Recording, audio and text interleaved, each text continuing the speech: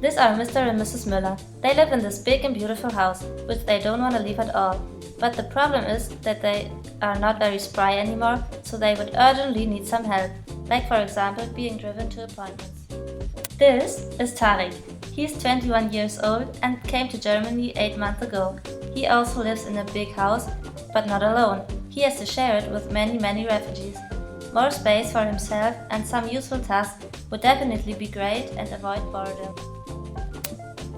So obviously, both sides have their problems, which could eventually be solved by bringing them together. But how? This is our task. We want to create shared houses of elderlies and refugees. Therefore, we started a big informational campaign with our customized coach.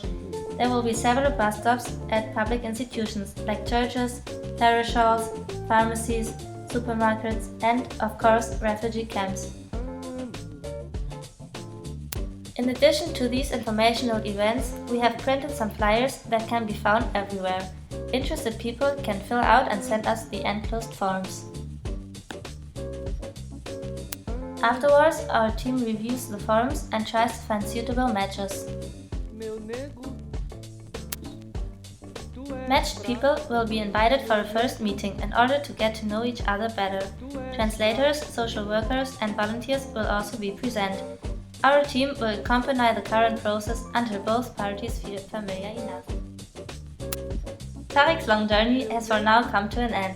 He has found a new home in Mr. and Mrs. Müller's house. We are sure he will be a great assistance for our elderly married couple.